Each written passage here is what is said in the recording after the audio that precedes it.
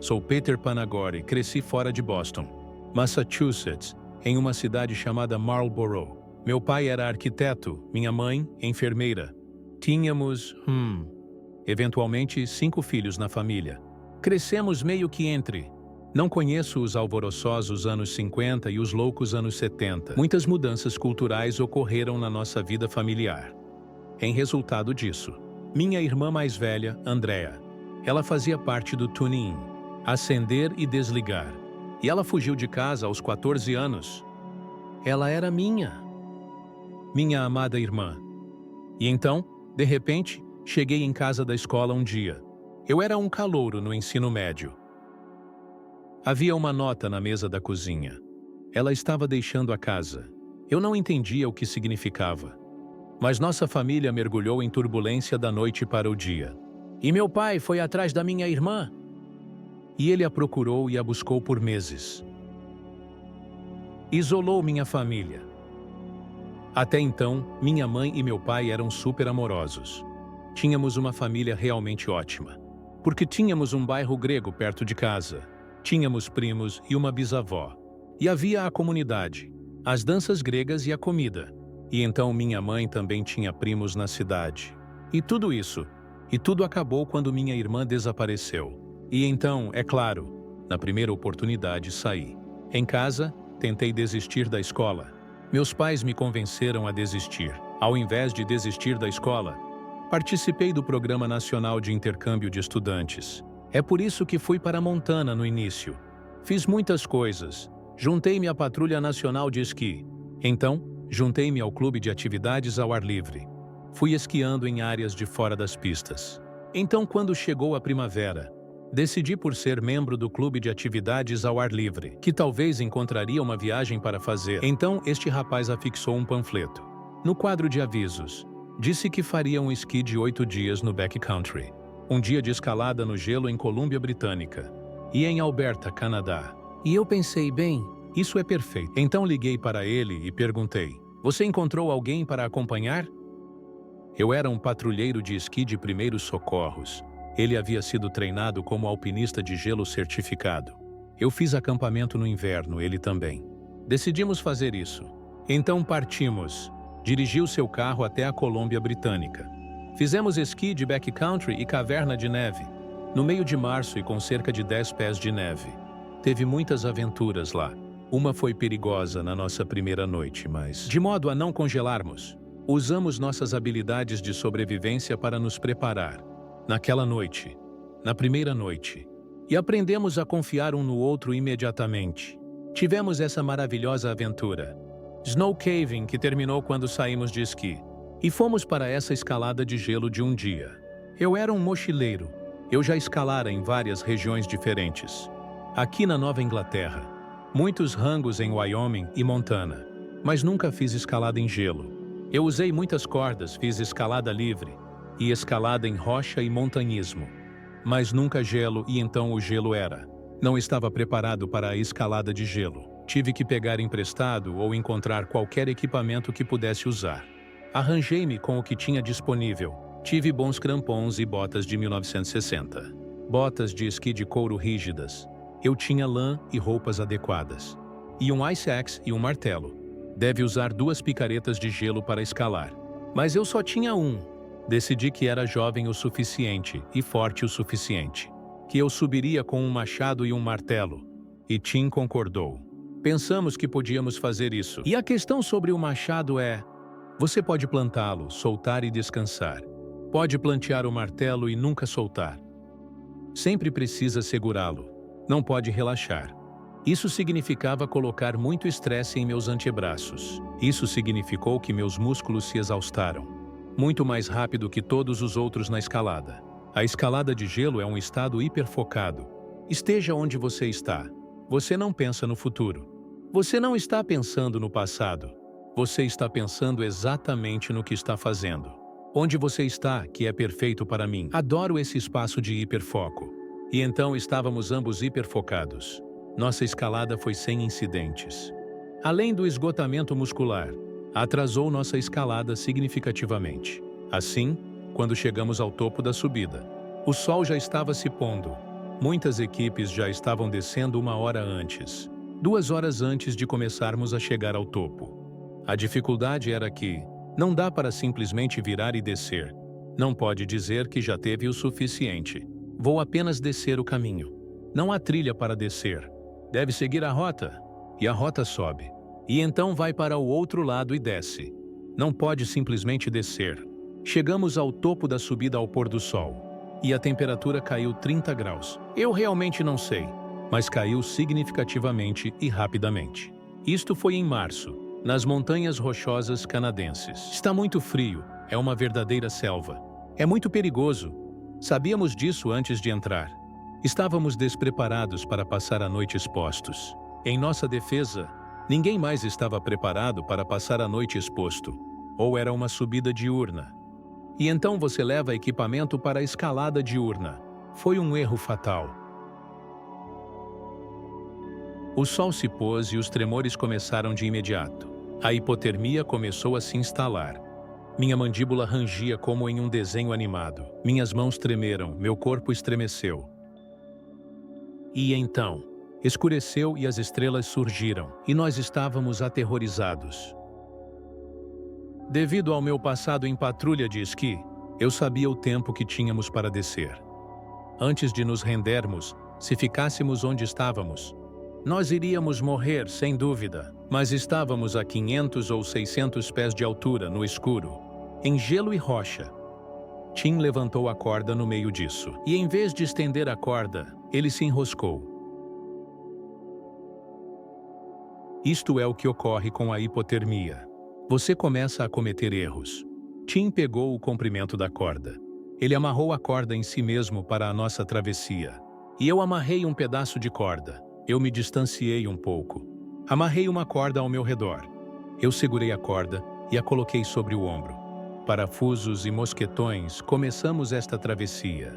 E esta travessia é ao longo desta estreita borda, com uma queda de 5 ou 600 pés.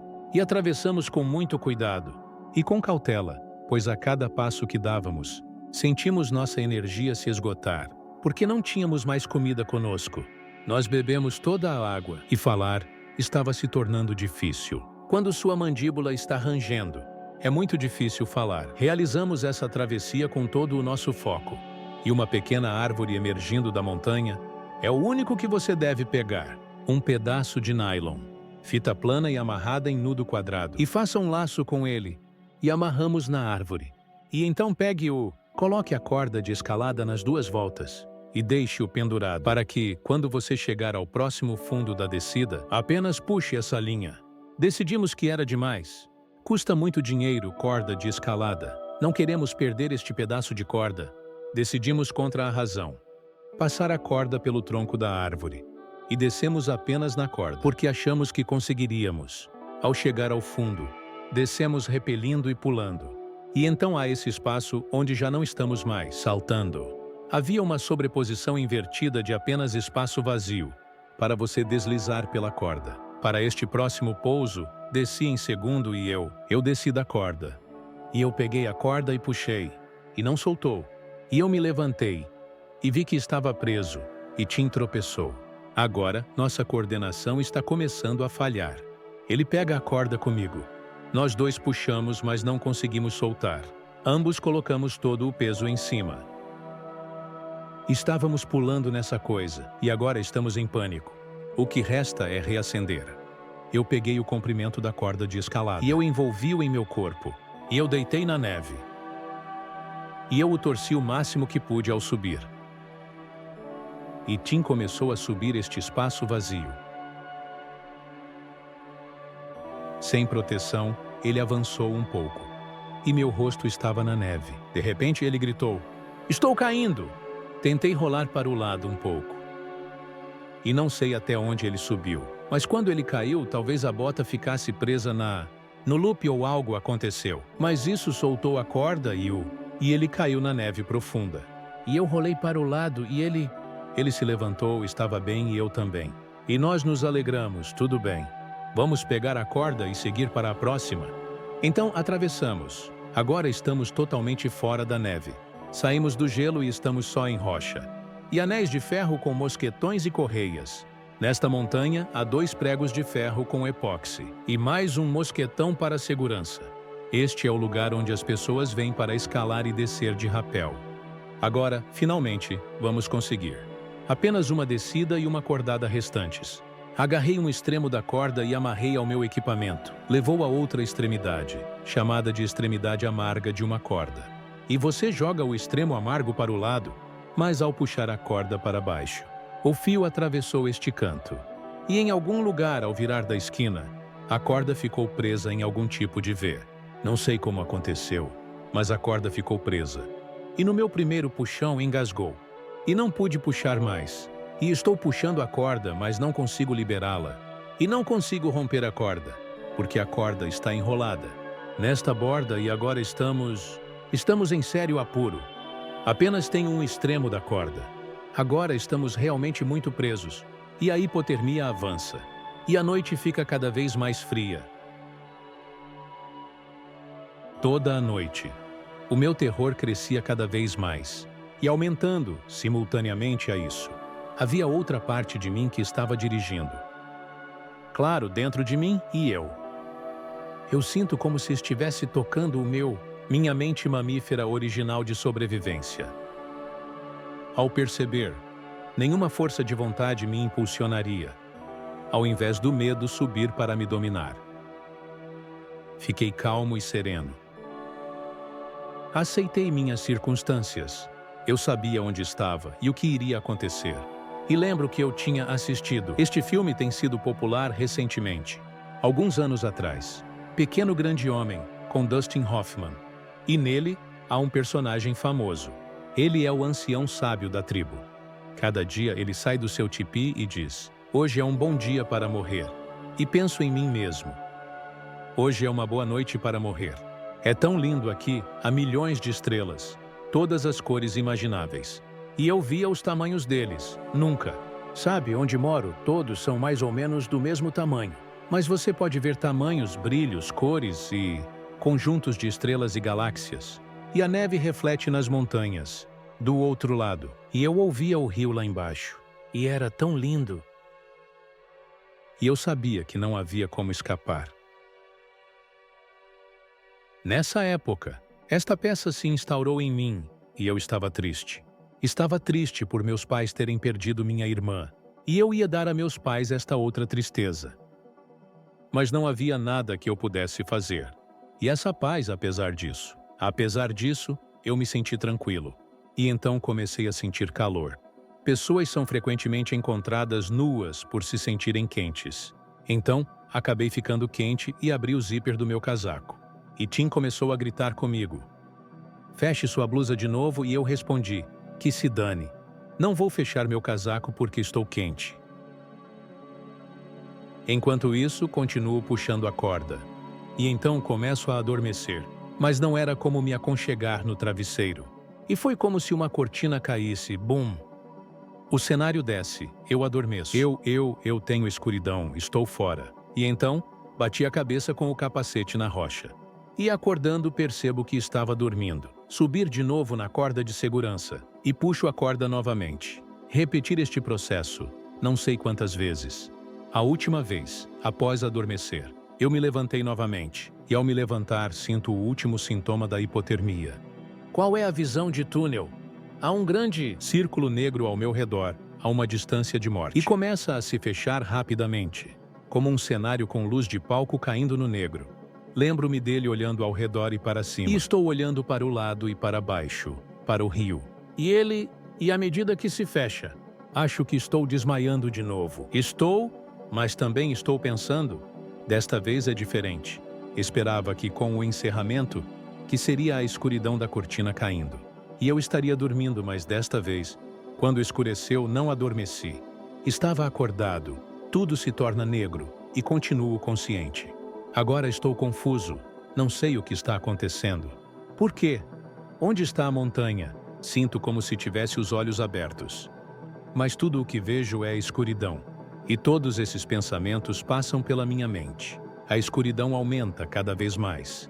E é essa coisa louca de estar totalmente escuro. Mas consigo enxergar no escuro. Longe, muito longe, há um ponto de luz. como um pequeno estalo e bum. Luz brilha, e isso é visível. Até a estrela mais distante que pude ver. Mas é a única estrela neste céu escuro em que me encontro. E ele avança em minha direção, parece. E ele avança em minha direção e começa a preencher essa escuridão com si mesmo, rapidamente viajando uma distância enorme, mais rápido que a luz. E vejo essa coisa vindo em minha direção e comunica telepaticamente comigo, sem linguagem, sem palavras. Só um download de informações, e os dados eram: vou te levar, e veio com todo o poder. Chegou com todo o conhecimento. Chegou com toda a força e... vou te levar, e pensei para mim mesmo: oh não, você não vai. Não entendo o que está acontecendo, mas eu não vou a lugar algum. E eu me aprofundei, para resistir com a vontade que eu tinha. Mas toda a minha vontade de resistir era zero, em comparação com a imensidão do poder dessa entidade. E então, como um portal, no meu livro, descrevo como se uma porta se abrisse, mas eu poderia descrevê-lo como uma cachoeira surge. Poderia dizer que foi um... Essas são as metáforas que estou usando. A cachoeira surge, feita de luz, e é um fluxo, e na sua superfície tudo é luz de estrelas. Todas as cores cintilantes que nunca vi antes. É a coisa mais impactante que já presenciei. É sedutor, a atraiu para si e assim tudo. Toda a minha vontade e compreensão de si mesmo desapareceram. Tudo o que eu queria era isso. Costumo contá-lo em uma determinada ordem e uma cronologia que faz sentido para o meu cérebro, mas não foi assim que aconteceu. Foi tudo ao mesmo tempo. A primeira coisa que me aconteceu entrei em um inferno que eu mesmo criei. Este inferno que criei foi todo o sofrimento que causei na minha vida. Então experimentei todo o sofrimento que dei. A partir da visão interior e experiência pessoal de cada pessoa que eu ajudei, na sequência cronológica da minha vida. Eu estava em todos eles, ao mesmo tempo em que estava dentro deles, e sentindo a dor que lhes causei. Eu estava fora deles como a pessoa que eu havia sido, com todas as minhas razões e estado emocional, escolhendo ou reagindo emocionalmente para causar essa dor. Tive essa experiência de bilocalização e senti a vergonha da dor que causava, não apenas para as pessoas, mas para o eu divino, por causa desse amor e pureza imensos, que eu percebia simultaneamente, do Criador ilimitado, quem manifesta todas as coisas, isto nada que é tudo. Havia uma voz. A voz estava me falando o tempo todo, sem linguagem, e estava tudo ao meu redor e dentro de mim. Eu te conheço, sempre te conheci. Tudo sobre você é conhecido por mim. Eu não estava sendo julgado. Eu simplesmente estava sendo mostrado a mim mesmo. Independente do que eu fazia, era amado. E eu fui ficando cada vez maior, neste estado unitário de unicidade, e sou transportado por esta imensa distância até um tipo de neste limite e neste limite. Minha consciência percorreu o campo do céu. E vejo todo o nosso universo. Vejo todo o nosso universo. Vejo todas as galáxias. E posso ver além do nosso universo. Vejo a origem do nosso universo. E além da origem do nosso universo. Acima, abaixo e além disso. Vejo todos esses outros universos. E então, minha visão muda e vejo toda a humanidade. Toda a humanidade terrestre. Vejo a Terra como um holograma com 7 bilhões de pessoas. E a mensagem para mim é a mesma. Todos são meus amados, cada um deles. Toda a quantidade de amor que te amo. Com este universo após universo de amor e criação. E a vida que te dou é o mesmo que sinto por cada pessoa. E vejo dentro de cada pessoa. Vejo todos, não como em um sonho ou visão. Tão reais. Vejo-os como seres humanos reais vivendo suas vidas. Metade do mundo dorme, pessoas amando, pessoas sendo torturadas. Há guerras e bebês nascendo. Nascidos e pessoas estão entediadas. E a arte e tudo mais. E todos estão fazendo tudo. E dentro de cada pessoa, vejo dentro deles uma luz dourada. E essa luz dourada é o próprio ouro. É a pureza de seu eu divino original. Está em cada pessoa, e eles não conseguem vê-lo um no outro. E tudo está coberto por essa espessa espuma. Isso se estende acima da atmosfera. E é tão denso, ninguém consegue ver a luz dentro dos outros. Como posso ver aqui, tornando-o claramente verdadeiro, que todo o amor de todos esses multiversos era para todos e todos os planetas, e todas as galáxias e tudo mais, apenas para nós, como tudo é particularmente amado. E quando pude ouvir isso, então veio a mim este torrente de amor. Havia essa beleza, alegria, compreensão, conhecimento, felicidade, paraíso, aui, adoração, integralidade, luz, e se expandiu dentro de mim, até que me inflamei como um balão. Estou neste espaço de conforto infinito. Estou mais confortável do que nunca na minha vida. E então, esta expansão contraiu-se para um estado menos unificador. Agora me lembro da minha vida humana, e eu vi o sofrimento. Meus pais se tornaram verdadeiramente meus pais. Vi toda a vida de sofrimento deles. Acumulou e se refletiu em seus rostos. O desaparecimento de minha irmã. Todos os anos desde que pude ver o sofrimento. Se eu morresse, eles sofreriam. E eu disse: preciso ir? A voz é surda. Digo porque meus pais perderam minha irmã. E há essa ferida aberta. E se eu for agora, eles vão sofrer a perda de mim. E que crueldade é essa? A dor que já causei a eles na vida. No momento em que fiz essa pergunta, sinto-me arrastado pelo céu e, ao avançar, adquiro mais substância e sou carregado. O eu divino e essa forma angelical, esta luz, acompanha-me. Isso me leva, e eu fico cada vez mais denso à medida que vou. E diante de mim, há 1 milhão de portas de entrada.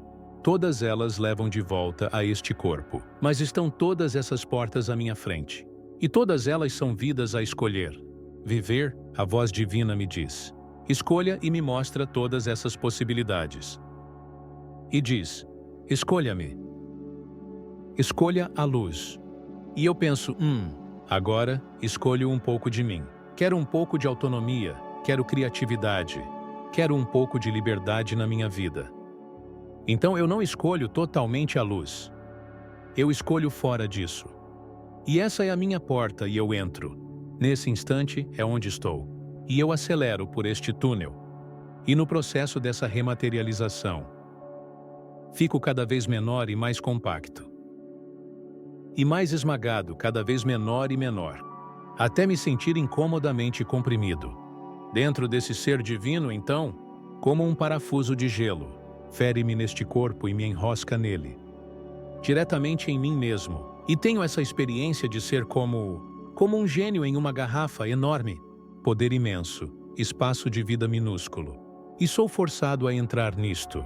E eu não quero, pois entrar nessa coisa. Estava entrando no sofrimento. Eu não senti dor no paraíso. Apenas havia cura e plenitude. E unicidade, beleza e felicidade. A dor não foi esquecida. Não existia quando eu estava no estado da unidade.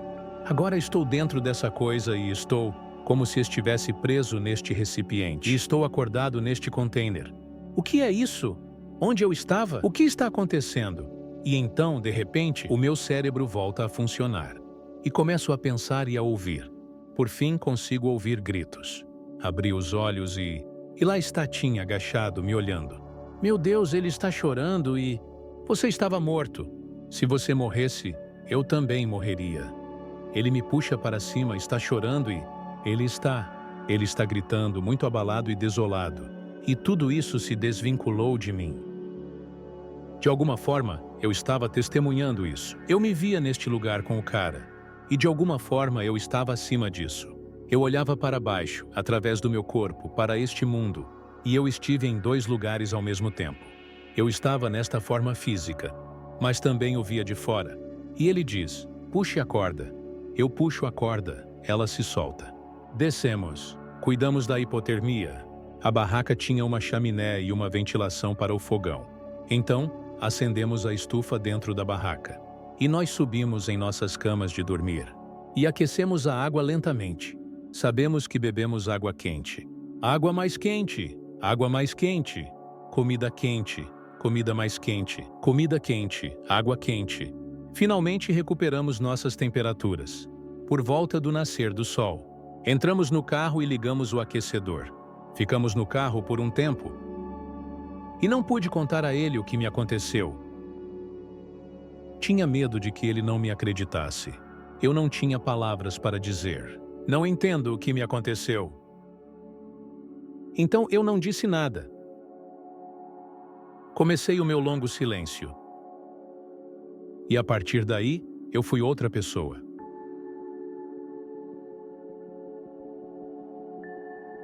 Naquela manhã, iniciamos nossa viagem ao sul. O nascer do sol era lindo. Lá havia silos, campos, cores e nuvens. E a bela paisagem rural canadense. E eu, para mim, era feiura e escuridão. Eu via luz atrás disso. Mas estava trancado de mim. Era como viver em um espaço bidimensional. Como preto e branco. Como um desenho animado dos primeiros anos 20. E os sons são terríveis. E há espaço entre cada quadro. E tudo isso não era pura luz. Devido à mera materialidade de sua existência. Em comparação com a nada, a beleza, pureza, amor pelo infinito absoluto. A comparação da minha experiência era: o que eu fiz? Por que estou aqui agora? Estou preso neste objeto. E por que eu me vi? Em relação ao tamanho do universo. Conheço minha insignificância. Então, por que estar aqui? Não poderia viver a mesma vida que vivia antes, depois de ver, depois de vivenciar.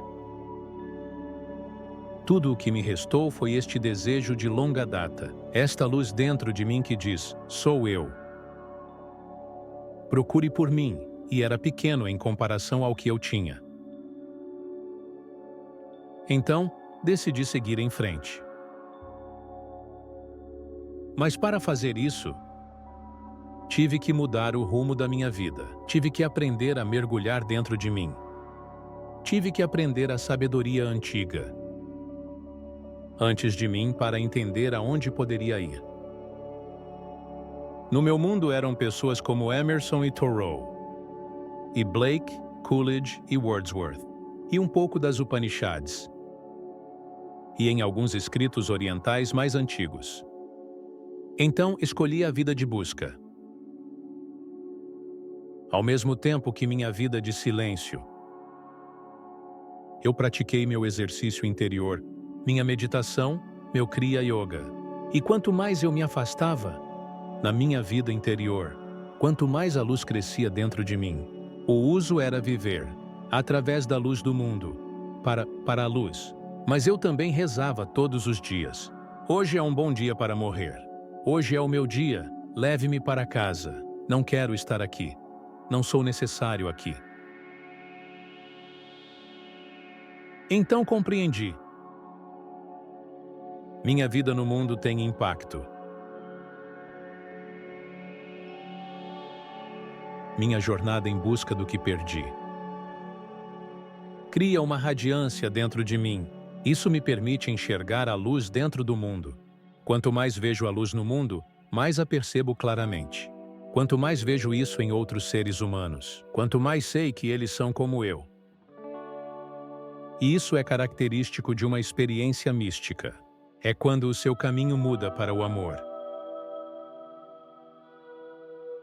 Conheço o quanto a vida pode ser dura. Todos perdem, todos sofrem.